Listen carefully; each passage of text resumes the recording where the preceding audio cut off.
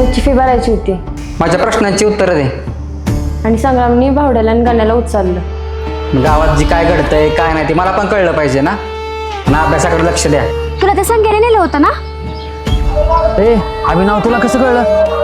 भावड्या काय चालू चर्चा? काय नाही सहजच भेटलं. छायला त्याला पण आली का मस्ती. भाऊ त्याची दरवेळीचीच नाटक. आता काय करायचं, शर्यतीच्या आधी तर पेरा तर काढलाच पाहिजे ना.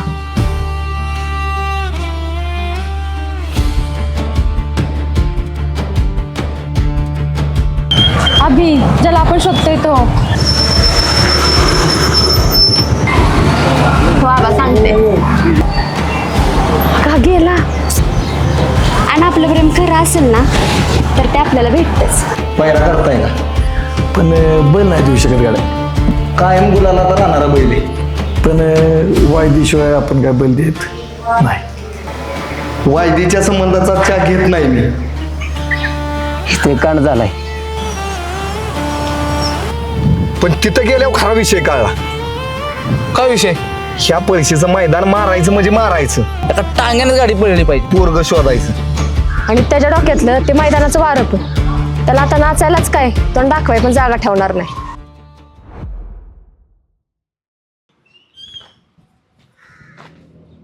संग्राम भाऊ कुठे एवढ्या गडबडीनं? छायला गेला आडवा माझा. काय चुळबुळ करताय? कुठे काय? पैरा म्हणजे विश्वास असतो, आपुलकी असते, दोन गाडा मालकांचं प्रेम असतं. जरा विचार करा पैरा मोडताना. पाटील पायरा पहिल्यापासून तुम्ही मोडत आलाय. त्या शेड बरोबर पायरा पहिल्यापासून आमचा आहे.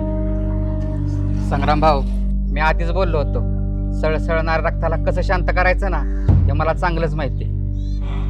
किती वायदे घेतले या रक्ताला शांत कराय ना? या पाटलाला वायदे त्याची कधी गरज पडलीच नाही. आम्ही वायदे घेत पण नाही आणि देत पण नाही. छायला पाटील तोंडावरनं तर लय भोळ दिसताय. पण अंगातलं राजकारण आत्ता कुठं मला कळायला लागले. पण एक ध्यानात ठेवा, हा संग्राम ह्या क्षेत्रात लय मोरलेला आहे. जशी मागच्या वेळी पोरगी रडावली ना तसं तुम्हाला रडावलं. बघूच मैदानावर कोण कच्चे कोण मुरलंय ते. बघू बघू. फक्त असं आडवं येत जाऊ नका, पडाल धडकून कुठं तरी. आडवा मी नाही, तुम्ही आलाय संग्राम भाऊ. आणि मी आडवा आलेल्यांना आडवाजाच नाही, पण त्याला आडवा केल्याशिवाय गप्प पण बसत नाही. लय डोक्यात जायला लागलाय. भावड्या शेटची गाडी आली का बघ र. थांब जरा फोन लावतो. सांगायचं काय सांगता येत नाही. पैरा मोडल हो. शेट पण अजून आलं नाही. काय झालंय काय समजना. काय झालंय काय समजा. 5 मिनिटात पोचतो बोलली शेठ. बरं बघू आपण त्यांची वाट आता. पण ह्यो सांग्या शाना नाही, गुलालासाठी काय पण करू शकतो. तेवढा आहे. भूमिका ते बघ शेठ आले. ए पंक्या झाली का तयारी? झाली भाऊ, पण आपल्या दुसऱ्या बैलाचं कसं काय? अरे ती काळजी करू नको, ती लावलंय नियोजन मी. पण आज तिने केतील ना? हो रे. तुम्ही एक काम करा, तुम्ही आवरा फाटीवर बैल घेऊन जावा. मी त्यांना घेऊन येतो. मोठं मैदान आहे, यंदा नियोजन लागलंच पाहिजे. यंदा पण गुलाल आपलाच असणार.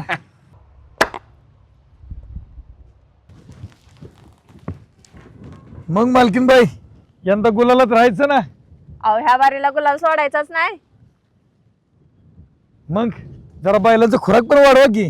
वाढवलंय शेट, आता बघा फेरायला कसा पळतोय ती. बर चांगलंय.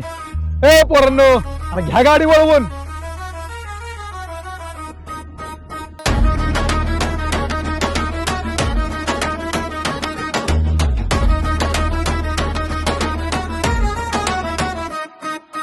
कपाळी गुलाल गळ्यात घुंगर माळा, आला गाजवाया मैदान माझा भैरव राजा. शिंगावर घेऊन येतो वा वा वा वा एक नंबर. वाऱ्यासारखा पळतो की बैल. काळजीच करू नका, कमीच पडत नाही कुठं. ए पोरांनो अरे अजून एक फेरा करू. बैलांना खाली घेऊन या. आणि बैलांना पाणी पण करा. इकडे बघा. ओय संग्या, ह्या बारीला काय एकटाच पळायचं ठरवलंय काय? हो मालकीन बाय, तुम्ही आमची आणि आमच्या बैलाची काळजी करू नका. आणि मी पळलो काय आणि आमची बैल पळली काय, गुलाल कायम आमच्या मुठीतच राहणार. तुमच्या नशिबानं साथ दिली आणि जर तुमची शर्यत आमच्या बरोबर नाही लागली तरच गुलाल तुमच्या मुठीत राहील. नाही तर ह्यावेळी आसमान दाखवायला आमची बैल तयार आहेत. यांच्या तोंडाला लागत नाही मालकीन बाई, यांना करून दाखवायचं. दाखवा दाखवा, गेल्या वेळेस सारखा हरून. संग्राम भाऊ, तुमच्या सगळ्या प्रश्नांची उत्तर आम्ही मैदानात देऊ. धोका देणाऱ्यांनी ना मध्ये बोलायचं नसतं. आम्ही कोणाला धोका बी देत नाही आणि चुकीचं वागणाऱ्यांना बैल पण देत नाही. काय चुकीचं वागलो? बोलायला लावू नका. हॅलो, बघ याला का नाही बाजूला. हो चला, आपल्याला घरी जायचंय, फेरा काढून जाऊ घरी. पोरांनो, अरे घ्या गाड्या वळवून.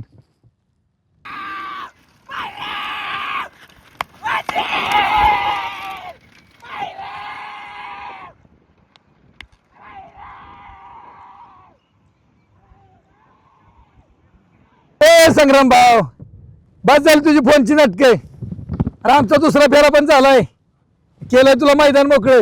आणि जर गुलालात राहायचं असेल ना तर झालंय ना तुमचं, निघा, बघतो माझं मी काय करायचं ती. अरे पंक्या, विचार करून तरी माणसांच्या नादी लागायचं. लागलं असेल ना, दुखतंय का आता? झालाय ना फेरा, जावा ना आता. काळजी वाटली तुझी म्हणून म्हणलं. माझे नाही का वाटली? अरे मंगल्या, तू पण होतास नाही का? तू पण खाल्लास का मार? तर काय राव, लय मारलं ह्या पंख्याला, एका लातच लोळावलाय, नुसताही उळत होता.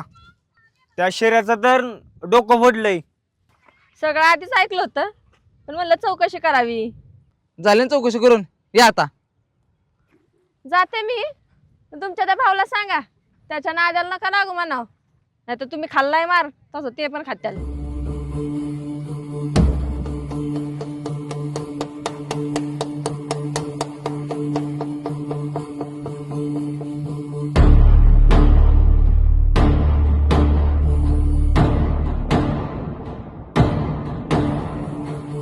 काय रमेशराव, काय पेरणी वगैरे झाली की नाही यंदा? पेरणी झाली बघा, रानातली सगळी कामं आटपल्यात. बरं बरं, मुलीचं काय चाललंय? ऍडमिशन वगैरे घेतलं की नाही मुलीला? ऍडमिशन झालं, जाते रोज कॉलेजला. बऱ्याच दिवसांनी गाठ पडली, बरं झाला घरी आला असते. एका गावात असून सुद्धा आपली गाठ पडत नाही. रूम भाड्याने दिली की नाही? एक रूम होती मोकळी, पण कालच एक पोरगाला होता त्यामुळे दिली रूम त्याला. बरं बरं बरं, पण फॅमिलीला देतोस ना? पण हो, पण त्याने लयच विनवणी केली, अभ्यास वगैरे करावा लागतो म्हणून म्हणला एकट्यालाच पाहिजे होती. म्हणून म्हटलं राहा बिंदास, काय लागलं तर सांग. नाव गाव सगळं विचारून घ्या, सगळे डिटेल घ्या, आयडेंटिटी घ्या, कारण आता सध्या भाडेकराची फार वाईट अवस्था आहे. त्यामुळं संपूर्ण काय आहे ती चौकशी करा.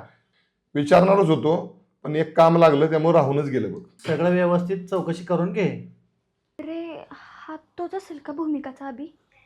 एकटाय म्हणलं तोच असेल, भूमिकाला सांगायला लागतंय. आई चहा झाला का ग?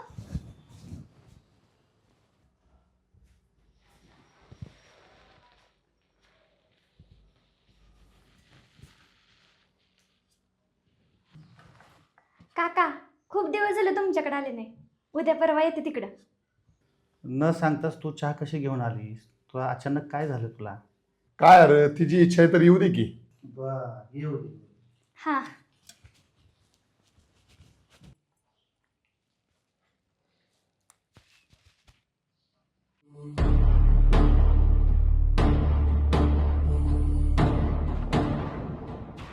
राव, त्या संत्यानं फसवलं आपल्याला.